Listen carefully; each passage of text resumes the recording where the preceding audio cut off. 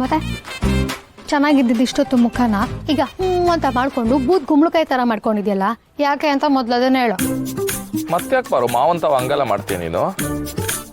ಅಲ್ಲ ಮಾವ ಅಧ್ಯಕ್ಷ ಕುರ್ಚಿ ಮ್ಯಾಗ ಕೂತಿದ್ರೆ ಏನಾಗೋದು ಅಂತ ನಾನು ಕೇಳೋದು. ನೋಡು ಮಾವ, ಯಾರ್ಯಾರು ಯಾವ್ಯಾವ ಜಾಗದಲ್ಲಿ ಕೂತ್ಕೋಬೇಕು ಅದೇ ಜಾಗದಲ್ಲಿ ಕೂತ್ಕೋಬೇಕು. ಈಗ ನೋಡು, ಹೆಡ್ ಮಾಸ್ಟರ್ ಕೂತ್ಕೊಳ್ಳೋ ಜಾಗದಲ್ಲಿ ಪೋಸ್ಟ್ ಮಾಸ್ಟರ್ನ ಕೂರ್ಸಿದ್ರೆ ಹೆಂಗಿರುತ್ತೆ? ಸಂದಾಗಿರಕ್ಕಿಲ್ಲ. ಹಂಗೇನೆ ಈಗ ಜನ ನಿನ್ನ ಆಯ್ಕೆ ಮಾಡಿ ಅಧ್ಯಕ್ಷ ಮಾಡಿದಾರಲ್ವಾ, ನೀನೇ ತಾನು ಆ ಕುರ್ಚಿಲಿ ಕೂತ್ಕೋಬೇಕು. ಅದ್ ಸರಿ ಪಾರು. ಒಂದ್ಸತಿ ಹೇಳಿದ್ರೆ ಅರ್ಥ ಆಗಲ್ವಾ ನಿನ್ಗೆ? ಏನ್ ಬಾರಿ ಆಡ್ತಿದ್ಯಾ? ರೋಡ್ ಅಂತಾನು ನೋಡಲ್ಲ, ಆಮೇಲೆ ಏನ್ ಮಾಡ್ಬಿಡ್ತೀಯಾ? ಹೇಳ್ಕೊಂಡು ಮುತ್ ಕೊಟ್ಬಿಡ್ತೇನೆ. ಬ್ಯಾಡ, ಸುಮ್ಕಿದ್ ಬಿಡ್ತೀನಿ ನಾನು. ಬೇಡ ಅಂತ್ಯಾ? ಮನೆಗ್ ಬಾ, ಮಾಡ್ತೀನಿ ನಿನ್ಗೆ. ಆದ್ರೂ ಮಾವ, ನೀನು ಹೆಣ್ಮಕ್ಳ ವಿಷಯವಾಗಿ ಸ್ಟ್ಯಾಂಡ್ ತಗೊಂಡು ಮಾತಾಡ್ದೆಯಲ್ಲ, ನಮಗೂ ತುಂಬಾ ಖುಷಿ ಆಯ್ತು. ಸೂಪರ್ ಮಾವ, ನೀನು ಕ್ಯೂಟಿ ಕ್ಯೂಟಿ ನೀನು. ಇದೇ ಖುಷಿಗೊಂದು ಸೆಲ್ಫಿ ತಗೊಳ್ಳೋಣ ಬಾ. ಸರಿ ಬಂದೆ. ಇದೇ ಒಂದು ಕಂಡೀಷನು, ನಾವಿವಾಗ ತಗೊಳ್ಳೋ ಸೆಲ್ಫಿಗೆ ಎಷ್ಟೇ ಕೆಡ್ತಾಗಿದ್ರು ನೀನು ಫೋನಲ್ಲಿ ಅದೇ ವಾಲ್ಪೇಪರ್ ಆಗಿ ಹಾಕ್ಕೋಬೇಕು. ಸರಿ ಹಾಕತ್ತೀನಿ. ಚಾಣಿ ಬಾ.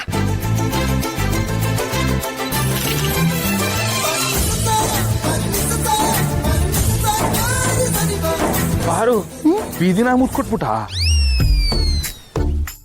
ಅಯ್ಯಯ್ಯೋ, ಹೌದಲ್ವಾ? ಅದು ನೀನ್ ಹತ್ರ ಬಂದ್ಬಿಟ್ಟ, ನನ್ಗೆ ಲವ್ ಜಾಸ್ತಿ ಆಗೋಯ್ತಾ, ಅದಕ್ಕೆ ನಾನೇ ಮರ್ತ್ಬಿಟ್ಟು ನಿಂಗೆ ಮುತ್ಕೊಟ್ಬಿಟ್ಟೆ. ಅಯ್ಯಯ್ಯೋ, ಫೋಟೋದಲ್ಲೂ ಕಿಸ್ ಕೊಡೋದ್ ಬಂದ್ಬಿಟ್ಟಿದೆ. ಇಟ್ಟುವಾಗ್ಲೂ ನಾನು ಇದನ್ನ ಫೋನ್ಗೆ ಹಾಕಬೇಕ ಬಾರು. ಯಾಕೆ ಬಾರು ಹಿಂಗ್ ಕೂಳೆ ಕೊಡ್ತೀಯ ನಂಗೆ? ಯಾಕೆ ಅಂದ್ರೆ ಮೊದ್ಲೇ ನೀನ್ ಇವಾಗ ರಾಜಕಾರಣಿಯಾಗಿ ಹೋಗ್ಬಿಟ್ಟಿದ್ಯಪ್ಪ. ಈ ಕೆಲವು ರಾಜಕಾರಣಿಗಳೆಲ್ಲ ಹೆಂಡತಿ ಜೊತೆಗಿದ್ರು ಅವ್ರು ಬೇಕು ಇವ್ರು ಬೇಕು ಅಂತ ಕಣ್ಕಂಡ್ ಹೆಣ್ಮಕ್ಳ ಜೊತೆ ಎಲ್ಲ ರಿಲೇಶನ್ಶಿಪ್ ಇಟ್ಕೋತಾರೆ. ಹಂಗ್ ನೀನ್ ಮಾಡೋದಕ್ ನಾನ್ ಬಿಡಲ್ಲ. ಅದಕ್ಕೆ ಯಾವ್ದೇ ಹುಡ್ಗಿ ನಿನ್ ಫೋನಲ್ಲಿರೋ ಫೋಟೋ ನೋಡಿದ್ರು, ಓ ಇವ್ ನಿಂಗ್ ಮದ್ವೆ ಆಗಿ ಹೋಗ್ಬಿಟ್ಟಿದೆ, ಹೆಂಡತಿ ಜೊತೆ ಇಷ್ಟೊಂದು ಕ್ಲೋಸ್ ಆಗಿದಾನ ಅಂತ ಅನ್ಕೊಂಡು ನಿನ್ನ ದೂರ ಇಡ್ಬೇಕು. ಅದಕ್ಕೆ ಇವೆಲ್ಲ. ಯವ್ವಾ, ಏನ್ ಉಪಾಯ ಮಾಡಿದ್ಯಾ ಪಾರು? ಆದ್ರೆ ನಾನು ಹಂಗಲ್ಲ, ನಾನು ಒಯ್ತೀನಿ. ಹೋಗಕ್ ನಾನ್ ಬಿಡ್ಬೇಕಲ್ಲ. ಅವಾಗ್ಲೆಲ್ಲ ಏನೋ ಹೇಳ್ದಂಗಿತ್ತು. ಏನಿಲ್ವಲ್ಲ? ಯಾಕಣ ಹೇಳಕ್ ಬಾಯಿ ಬತ್ತಿಲ್ವಾ ಅಥವಾ ಧೈರ್ಯ ಸಲ್ತಿಲ್ವಾ? ಏನಪ್ಪ ಹಂಗಂತೀಯ? ನೀನ್ ನೋಡಿದ್ರೆ ಚೆನ್ನಾಗಿದ್ಯಾ, ಅವಳು ನೋಡಿದ್ರೆ ದುಮ್ಮುಕ ಅವಳೆ, ಅದಕ್ಕೆ ನಂಗೆ ಇಷ್ಟ ಆಗ್ಲಿಲ್ಲ ಅಂದೆ. ತಪ್ಪಾ? ತಪ್ಪೇ ಕಣಣ. ಈಗ ತಾನೇ ಏನು ಅಂದಲ್ಲಣ್ಣ, ನಾನ್ ನೋಡಕ್ ಚೆನ್ನಾಗಿದ್ದೀನಿ ಅಂತ. ನಾನ್ ನೋಡಕ್ ಚೆನ್ನಾಗಿರ್ಬೋದು, ಆದ್ರೆ ಇಷ್ಟು ದಿನ ನನ್ನ ಮನ್ಸಲ್ಲಿ ಎಂತ ವಿಷಯ ಇತ್ತು ಗೊತ್ತಾ?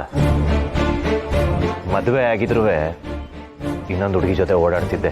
ಅಷ್ಟೇ ಅಲ್ಲ, ಅವಳನ್ನೇ ಮದುವೆ ಆಗ್ಬೇಕು ಅಂತಾನೂ ಹೋಗಿದ್ದೆ. ಆದ್ರೆ ಕೊನೆಗೆ ಆ ಹುಡುಗಿ ನನಗೆ ಮೋಸ ಮಾಡ್ಬಿಟ್ಟು ಹೊಂಟೋದ್ಲು.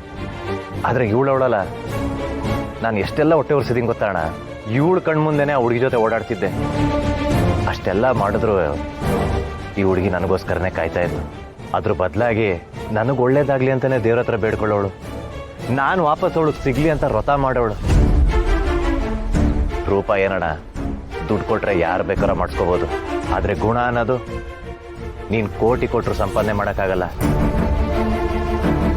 ನಾವು ಸತ್ತ ಮೇಲೂ ನಮ್ಮನ್ನ ಜನ ನೆನ್ಪು ಮಾಡ್ಕೋತಾರೆ ಅಂದ್ರೆ ನಮ್ಮ ರೂಪದಿಂದ ಅಲ್ಲ, ನಮ್ಮಲ್ಲಿರೋ ಗುಣದಿಂದ. ಆ ಗುಣ ನನ್ನ ರಶ್ಮಿ ಹತ್ರ ಐತೆ, ಅಷ್ಟು ಸಾಕು. ನೋಡೋಣ, ಇನ್ನೊಂದು ಕಿತ ಈ ತರ ಜೋಡಿನ ನೋಡಿದ್ರೆ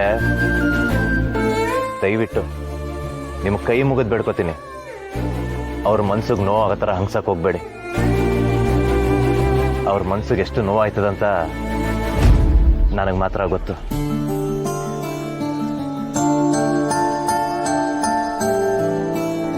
ರಶ್ಮಿ, ಅವನ್ ಯಾವನ ಏನು ಅಂದ ಅಂತ ಅವ್ನ ಮಾತ್ಕೆಲ್ಲ ತಲೆ ಕೆಡ್ಸ್ಕೊಳಕ್ ಹೋಗ್ಬೇಡ. ಬಾ, ಹೆಂಗೂ ದೇವಸ್ಥಾನಕ್ಕೆ ಹೋಗ್ಬೇಕು ಅಂದಲ್ಲ, ಹೋಗವ. ತಲೆ ಕೆಡ್ಸ್ಕೊಬೇಡ ಅಂತಿದ್ದೀನಿ, ಮತ್ತೆ ಅಲ್ಲೇ ನೋಡ್ತಿದ್ಯಲ್ಲ, ಬಾ.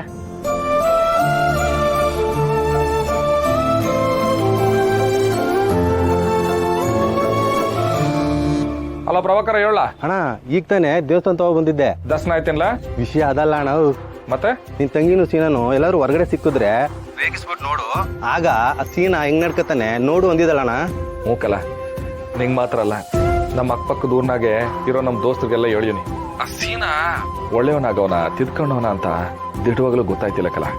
ಅದಕ್ಕೆ ನಿಮ್ಗೆಲ್ಲ ಒಂದ್ ಕಣ್ಣಿಟ್ಟಿರಕ್ಕೆ ಹೇಳಿರೋದು. ಗೊತ್ತಾಯ್ತಿಲ್ಲ ಅಂತ ನೀನ್ ಅಂತಿದ್ಯಣ್ಣ, ಆದ್ರೆ ನನ್ಗೆ ಗೊತ್ತಾಯ್ತಣ್ಣ. ಈಗ ಏನಾಯ್ತಂದ್ರೆ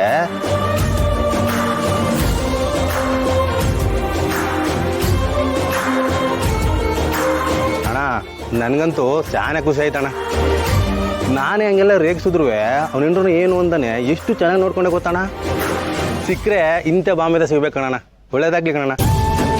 ಮಡಗ್ಲಾ? ಆಯ್ತು ಆಯ್ತು ಕಲ ಮಕ್ಕಳವ. ಅತ್ತೆ ಪ್ಲೀಸ್ ನನ್ನ ಮಾತು ಕೇಳಿ ಅತ್ತೆ. ರಶ್ಮಿಸಿ ನನ್ನ ವಿಷಯ ಗೊತ್ತಾಗಿ ಅಣ್ಣ ಆಲ್ರೆಡಿ ನೊಂದಿದ್ದಾನೆ. ಇವಾಗ ನನ್ನ ವಿಷಯನೂ ಗೊತ್ತಾದ್ರೆ ಅವ್ನು ಜೀವ ಸಹಿತ ಉಳಿಯಲ್ಲ. ಅತ್ತೆ ನಿಮ್ಮ ಕಾಲಿಗೆ ಬೀಳ್ತೀನಿ ಪ್ಲೀಸ್. ನೋಡ್ರತ್ನ, ರಶ್ಮಿ ಸೀನಾ ಇಬ್ರು ಒಂದಾಗಿದ್ದಾರೆ. ಶಿವುಗೆ ಅಕಸ್ಮಾತ್ ಸತ್ಯ ಗೊತ್ತಾದ್ರೂ ಅದನ್ನ ಎದುರಿಸೋ ಧೈರ್ಯನೂ ಅವನಲ್ಲಿದೆ, ಸಾಮರ್ಥ್ಯನೂ ಅವನಲ್ಲಿದೆ. ಛತ್ರಿ ದಣಿ, ಮಂಜಿನ ಹಿಂದೆ ಮಳೆ, ಗಂಜಿ ಹಿಂದೆ ಅನ್ನ. ನನ್ನ ಜೊತೆಗಿದ್ರೆ ಅಪಾಯ, ನಮ್ಮ ಕಾಲ್ ಕೆಳಗಡೆ ಇದ್ರೆ ಬದುಕೋ ಉಪಾಯ ಅಲ್ವಾ? ಅಪ್ಪಯ್ಯ ಅಪ್ಪಯ್ಯ ಡೇಂಜರ್ ಅಪ್ಪಯ್ಯ ಡೇಂಜರು. ಇದ್ಯಾಕೆ ದೊರೆ ಹಿಂಗೆ ಓದಾಡ್ತಿದ್ದೀರಿ? ಮಾರಿಗುಡಿ ಡೇಂಜರು ಇಲ್ವಾ? ಅಯ್ಯೋ ಅಪ್ಪಯ್ಯ, ಇನ್ನು 1 ನಿಮಿಷ ತಡ ಆದ್ರೂ ಆ ಶಿವ ಬಂದು ನಮ್ಗೆಲ್ಲಾನು ಗುಂಡಿ ತೋಡ್ತಾನೆ. ಅಮ್ಮನು ಚಿಕ್ಕಮ್ಮನು ರತ್ನ ಕರ್ಕೊಂಡು ನಮ್ಮ ಮನೆ ವಿಷಯನೆಲ್ಲ ಶಿವಂಗೆ ಹೇಳ್ಬೇಕಂತ ಹೊಂಟವ್ರೆ. ಏನಾನ ಮಾಡಿ ಬೇಗ ತಡಿಬೇಕು. ಪದ್ರ ಕೊಟ್ರೆ ಪದ್ರ ಕೈ ಇಟ್ಟಂತೆ. ಛತ್ರಿ, ನಾನು ಬಂದೂಕ್ ತಗೊಂಡ್ ಬಾರೋ. ಆಯ್ತು ದಣಿ. ನಾ ಬೀಳ್ದೆ ಇದ್ರೆ ಈ ಸೀರೆ ಹುಟ್ಟಿರೋ ಹೆಂಗಸರಿಗೆ ಭಯನೇ ಇರೋದಿಲ್ಲ. ನೀನ್ ಸುಮ್ಮನೆ ನನ್ನ ಜೊತೆಲಿ ಬಾ. ರತ್ನ, ಸುಶೀಲ ಹೇಳ್ತಾ ಇರೋದು ಸರಿಯಾಗೇ ಇದೆ. ಇವತ್ತೇ ನಾವು ಶಿವುಗೆ ಎಲ್ಲ ವಿಷಯ ಹೇಳ್ಬಿಡ್ಬೇಕು. ಇಲ್ಲ ಅಂದ್ರೆ ಇಂಥ ಒಂದು ಕ್ಷಣ ಮತ್ತೆ ಬರುತ್ತೋ ಇಲ್ವೋ ನಮಗೆ ಗೊತ್ತಿಲ್ಲ. ಬಾ ಸುಶೀಲ. ಅಲ್ಲ ಅತ್ತೆ ಪ್ಲೀಸ್ ನನ್ನ ಮಾತು ಕೇಳಿ ಅತ್ತೆ.